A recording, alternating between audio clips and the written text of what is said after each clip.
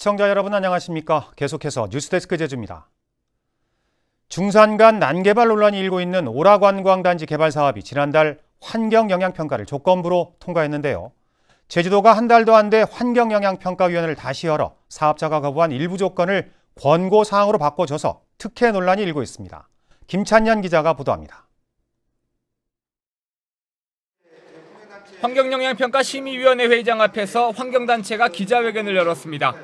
제주도가 지난달 조건부로 통과한 오라 관광단지 개발 사업을 다시 논의하겠다며 회의를 소집하자 불참을 선언한 겁니다. 사업자가 통과 조건의 40%를 거부한 채 보완 서류를 제출했는데도 통과시키려 한다는 겁니다. 결국 이번 회의를 통해서 미반영된 사항들을 좀 삭제 내지는 좀 이 사업자 봐주기로 좀 결론을 내려고 하는 게 아니냐, 좀 그렇게 좀 볼 수밖에 없는 상황이고요. 결국 환경단체 측 위원들이 퇴장한 가운데 열린 회의에서는 사업자가 제출한 심의 보완서를 통과시켰습니다. 제주도는 심의 보완서에서 하천 원형을 보존하고 고자왈 매입 계획도 구체화하도록 조건을 강화했다고 밝혔습니다. 하지만 신규 추가 부지의 콘도 시설을 제외하는 등 환경단체가 제출한 7가지 조건은 강제성이 없는 권고사항으로 바꿔버렸습니다. 그래서 그 부분은 대부분의 내용이 아까도 말씀드린 바와 같이 재심의 내용하고 중복되기 때문에 권고사항으로 하자, 이렇게 정리가 된 겁니다. 하지만 이처럼 회의 결과를 번복한 전례가 없는 데다 사업자의 요구를 그대로 수용했다는 비판도 일고 있어 도의회 동의 절차를 앞두고 논란이 커질 것으로 보입니다. MBC 뉴스 김찬년입니다. 서귀포시 대포동 주민들이 중문관광단지 부영호텔 건설 계획에 대해 반대 운동을 벌이기로 했습니다. 대포동 주민들로 구성된 부영호텔 반대대책위원회는 경관 훼손이 불가피한 부영호텔은 원점에서 재검토돼야 한다며 호텔 높이가 환경영향평가 협의 내용과 다르게 결정된 이유를 제주도에 질의하고 기자회견과 현수막 게시 등의 집단 행동을 진행하기로 했습니다. 태풍 차바로 인한 제주 지역 피해 규모가 300억 원을 넘어섰는데요. 특별재난지역 선포 여부를 결정하기 위한 정부 차원의 합동조사가 오늘부터 시작됐습니다. 김현선 기자입니다.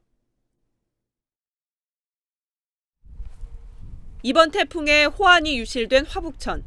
태풍 피해 조사단이 피해 현장을 찾아 제주도의 조사 자료와 실제 피해 규모가 맞는지를 확인하고 있습니다.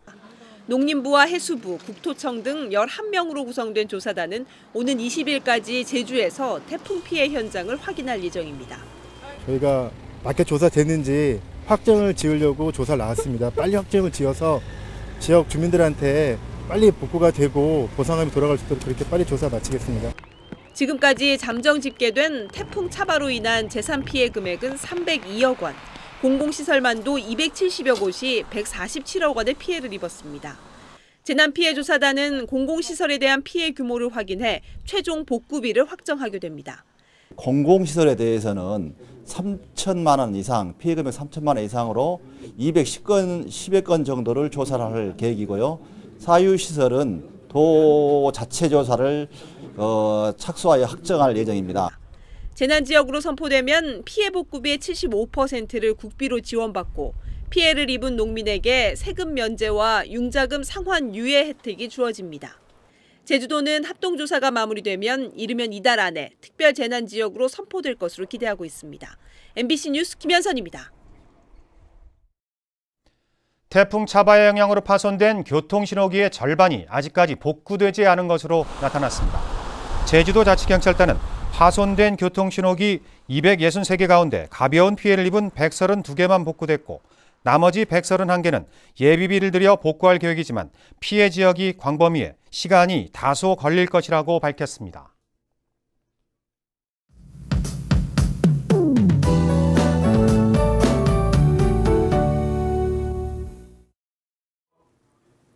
네, 요즘 맑고 건조한 날씨가 계속되고 있는데요. 주말인 내일도 산간에는 건조 경보가 이어지겠습니다.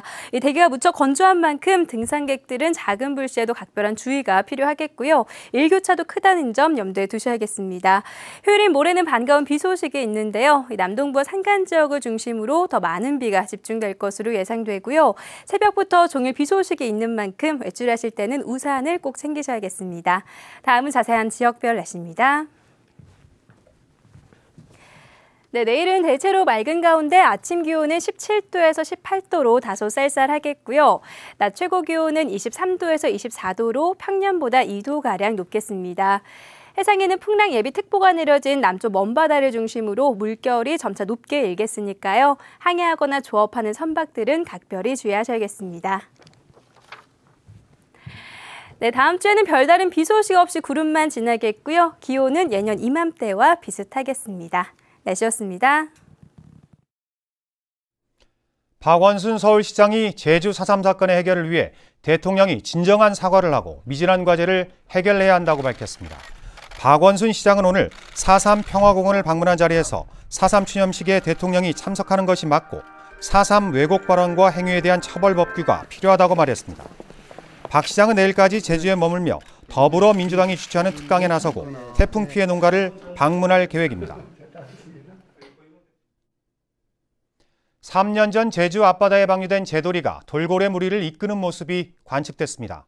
해양환경단체인 하핑크 돌핀스는 지난 13일 서귀포시 대정읍 앞바다에서 제도리가 남방 큰 돌고래 10마리를 이끌며 대장 돌고래가 사냥을 시작할 때 하는 행동인 꼬리 수면 내려치기 동작을 했다고 밝혔습니다.